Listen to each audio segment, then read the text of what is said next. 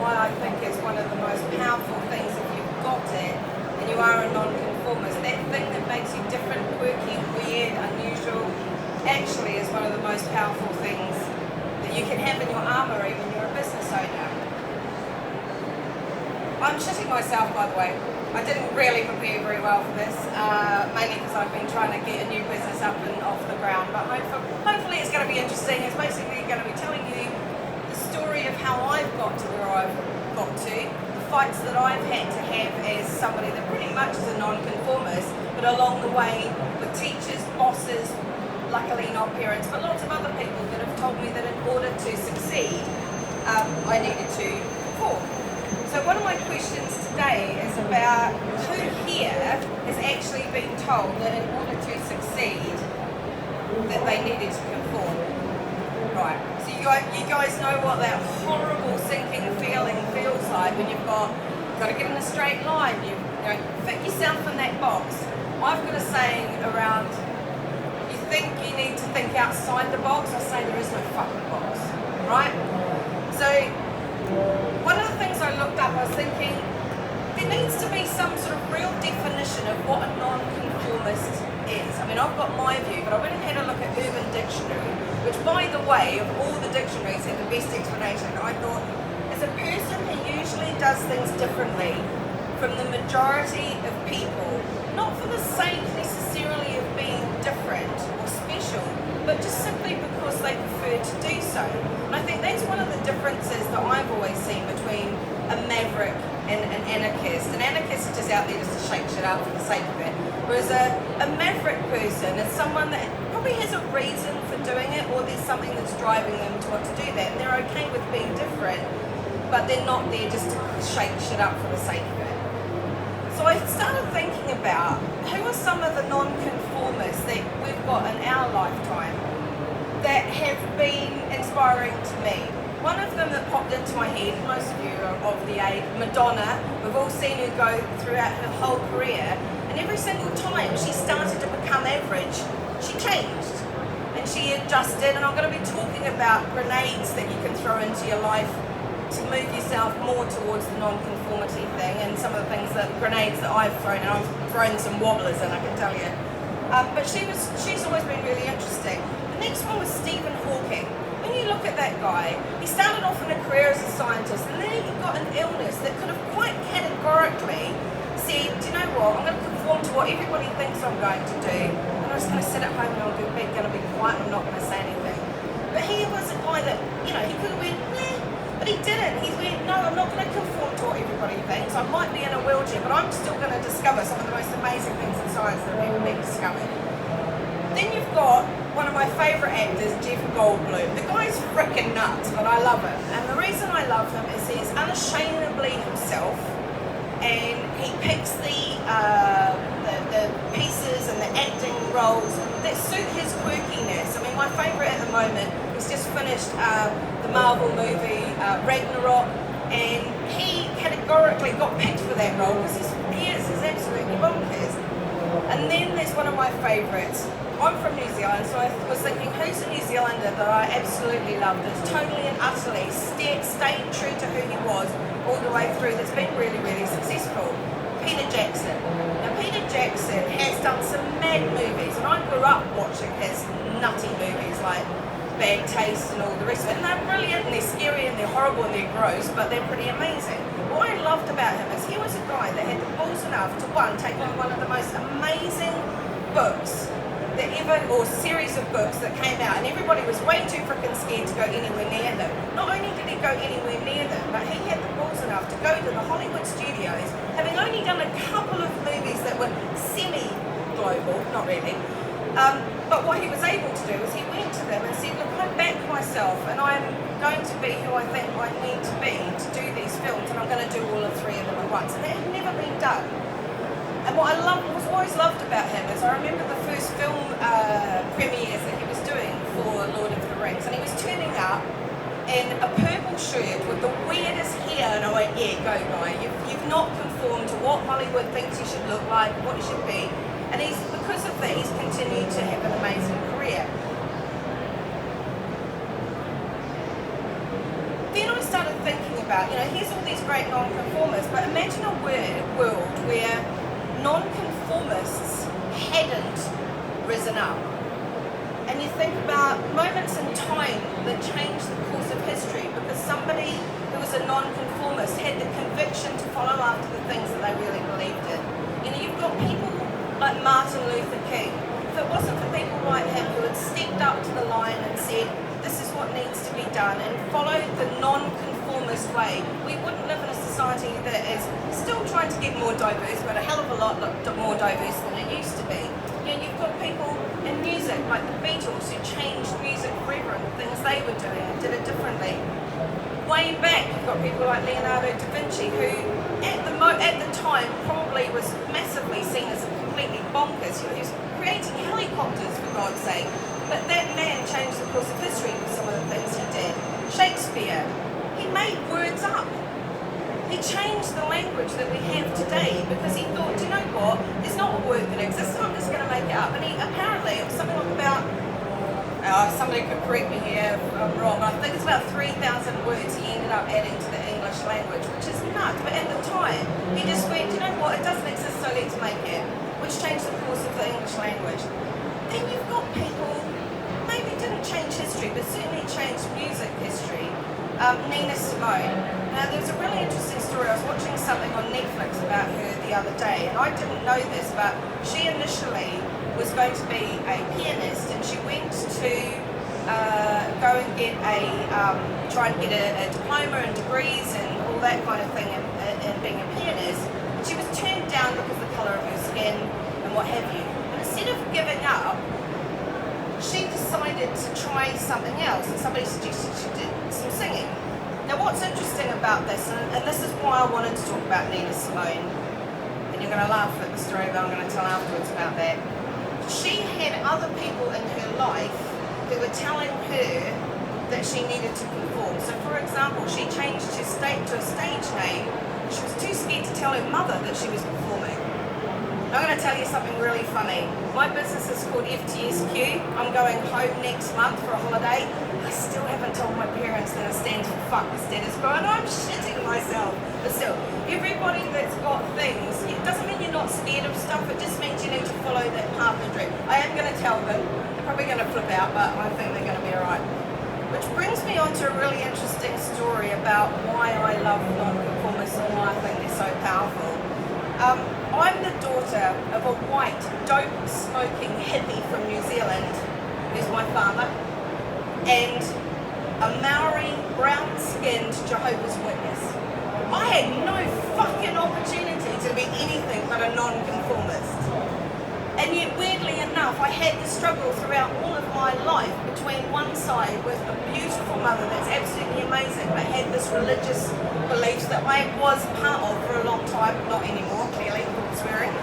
And it did teach me some amazing things. It taught me ethics, it taught me things about being good and decent and honourable to human beings, but at the same time, God, did I feel claustrophobic. And I was constantly feeling like I was not good enough because I was trying to conform to these requirements that my personality is just way too big to be in that kind of environment. And yet still have a mother that's hugely supportive and amazing. And when I was talking to her and my father the other day, my dad, by the way, is still very much the non-conformist. My mum said, oh, I know why you've done this, you get this from your father. And I went, yeah, I do. But interestingly enough, in the environment I grew up with them, I was very lucky in the fact that they constantly had non-conformist type people around me.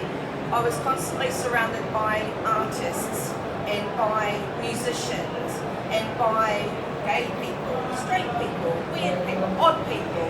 And that's my dad mainly. Mum liked being around those kind of people as well. But what it gave me is a view of what non-conformity can do. Some of those people went on to be world famous artists, so I'd known them since I was little. Some of them went on to do music all around the world, and what I loved and was inspired by those types of people is that they stayed true to their course, despite what people were saying, despite the fact that people would sometimes say that you need to do this and conform. They stayed true to who they were. Now, I've had people tell me things that wouldn't happen. So I remember I have been in the advertising world back in the day for my sins. And when I was trying to get into that world, I had people tell me, you don't look the right look, you don't have the right, you didn't go to the right schools, this, that, constantly being told that I needed to perform, I needed to dress differently, I needed to do things differently. Do you know what's really funny? 15 years after being in the UK, I became one of the most well-paid and celebrated marketing and new business persons within the agency world for one of the biggest global agencies. Now, I now have other businesses, and I've always had my love of the SMEs, and I'll tell you about the stories of me being in trouble in some of those big organisations because of being a maverick. But what you need to do, everybody gets knocks and everybody gets told by people that in order to succeed they need to conform. And that's where you kind of need to have those moments which, and believe me, they are scary, where you throw grenades into your life and you take a different course. So my first grenade clearly was I left the church, and by leaving that church I left every single friend I'd ever had behind and never spoke to them again. It was scary, it was not fun, it was horrible, and it was hard. But I knew that unless I changed what was happening in my life at that point in time, I was going to be crushed and I was going to be unhappy forever. And I felt free doing that. So that was grenade number one. I've carried on for a couple of years and everything settled down and I made some new friends, and I love talking to people, obviously. So I was able to meet new friends and build up a new group of people. But I kind of started to plateau again in my life. So now it was time for grenade number two. So grenade number two was I decided one day that I wanted to go live in the UK. I owned a business at the time. 6 weeks later I was on a plane with 800 quid in my back pocket and paid off all my debts and sold my things that I'd spent far too much money trying to buy, which I couldn't afford, and a backpack on my back and a job interview. And I landed in London 15 years ago. Never looked back, it was one of the best decisions I have ever made. Because I think one of the things we're lucky about in London is that if you allow yourself, you can be as non-conformist as you like. Because it is not, there are people that will put you down, but there's also plenty of people that will celebrate that you're different, and it's a great environment, I think, to allow that. So I had some work successes, but at the same time, I was always the person that was naughty. I was always maverick. I was always being told off by my bosses. But at the same time, the reason that those people hired me was because I was different. Now, I was always getting told off for doing things like, oh, you've got to fill in your timesheets, or Lena, you're speaking your mind too much, or, you know, you've always got a point of view on something. I was like, well, one, I've got a brain, so of course I've got a point of view on something. Two, you guys hired me from the very outset. In my interview, I was very clear that I was never going to pull my punches, that I was always going to say what was on my mind. And if you really wanted me to shake shit up in your businesses, there was going to be feathers that were going to be ruffled. Never in a horrible way, never in a nasty way, always with the intention of making things better, making things good. It's why the business is called Fuck the Status Quo, because sometimes the status quo is not good enough. And I've been in a lot of organisations, whether they be city planning, I've worked in tiny little two-man bands in Shoreditch, and sometimes when you ask them when something, why do you do it that way? And they just go, oh, because that's how it's always been done. And I just think that as non-conformists, we have a view on the world, I think, that enables us to see the things that are different and actually give it voice in a way that lots of other people can't, and do things differently and evolve stuff in a different way. And I think the only way to do that is to tap into that non-conformity. So from that point, I'd have had the good career, and I decided to take all that knowledge and all the fact that I'd always loved the small to medium business world. My parents had always owned their own businesses, and I loved above that to take it into owning my second business. So I left the corporate world. This is not the grenade, by the way, this was just a choice. I decided to set up a business. And that's when I started tapping into the uniqueness that was me. So I called the business Kiwi Girl. Now, a lot of people said to me, oh, is that an ego thing? And I sat there and I said, no, actually it was a strategic choice, because the thing that makes me stand out in a boardroom, the thing that allows me to be a lot more blunt and brutal is the fact that I'm a Kiwi. I get away with it because, you have to excuse me, I'm just going to say it how it is because I'm a Kiwi. Some people would try and hide the fact that I'm a foreigner. I thought, no, do you know what, I'm going to tap into this thing, because that's actually the thing that makes me different. And in the advertising agency world, I am still known as Kiwi Girl most of the time, which I think is quite interesting. But then, what happened with that? I then took on a business partner, and that business partner is not a non-conformist, he's a conformist, and he brought brilliant things to that business. But in the end, his constant striving to make me a conforming person actually made me sick, like physically ill. And it put so much stress on me that at the beginning of this year, I made a decision to actually sell the business to him and do something else. And that was grenade number 3. I sold the business to my business partner and decided that at 45, I needed to step up to my own bravery and to tap into even more of the non-conformity that I had and set up this business, FTSQ.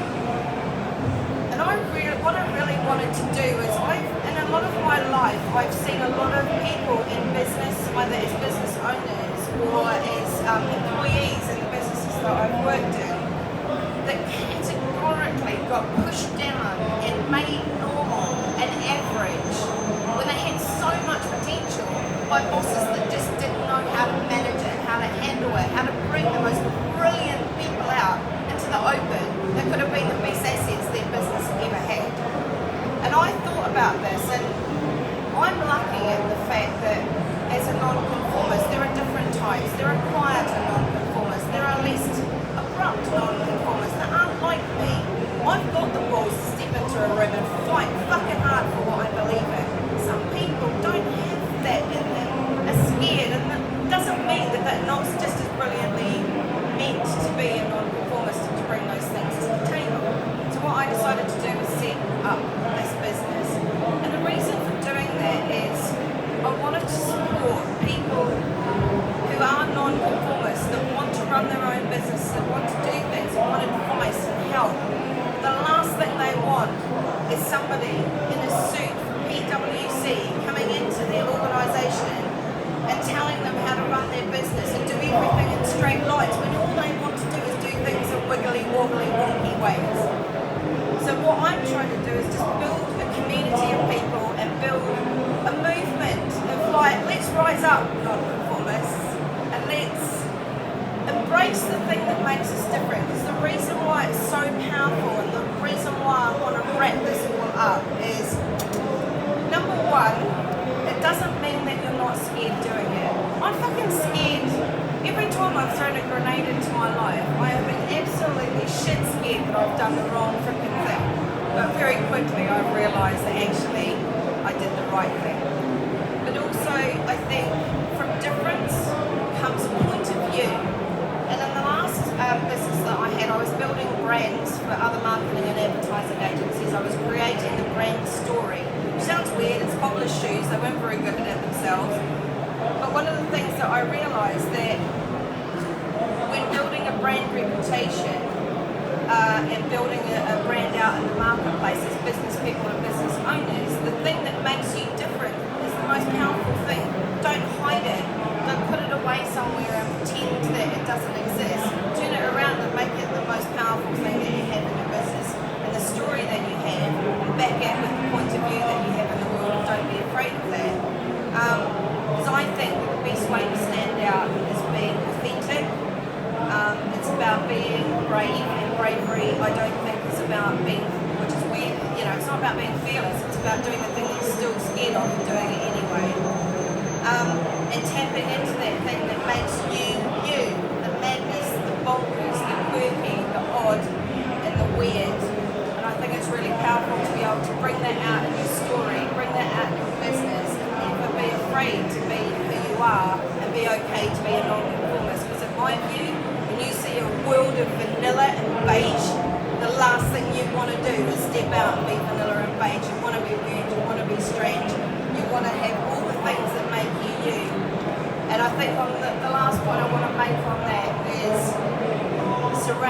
yourself with people that embrace your non-conformity.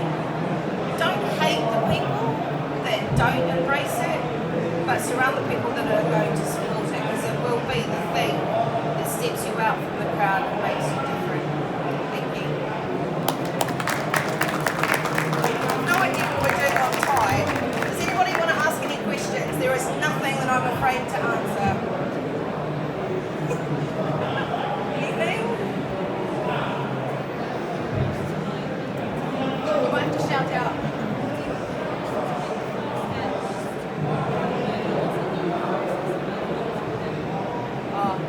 I'm really struggling to hear, sorry.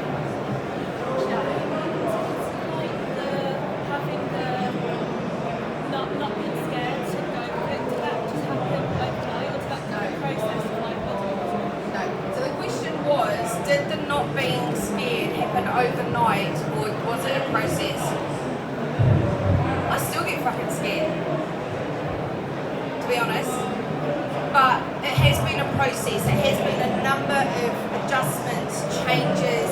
It happens as you grow older as well. I think if you look at your life and you learn from what you've done, and you adjust and learn and adjust and learn, I think it will constantly be.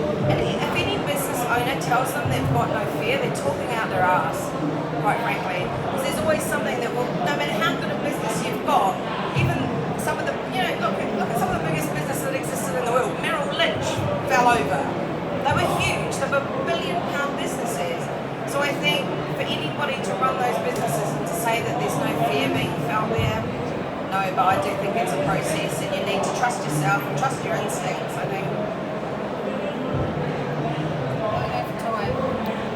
23 minutes. Any other questions? Yep. How do you tap into your non-conformity? How do I tap into it? Well, how does people go about it? I think the question was, how do you tap into your non-conformity? I think the first thing is recognising it and embracing it in yourself and being okay with the fact that you're not normal. You can be as normal as you like, but who the fuck wants to be normal? I don't. But no, it is, part of it's upbringing. I was lucky. I was brought up by parents that supported and was okay with me being weird and doing things differently. Not everybody's like that, and I mentor a lot of people that aren't like that. And the thing that I have to keep talking to them about is trust your gut, trust your instinct, and be true to yourself, and don't try and think you're going to fix it overnight. Anything else? Cool. Thank you for listening. It wasn't as scary as I thought. So thanks, guys.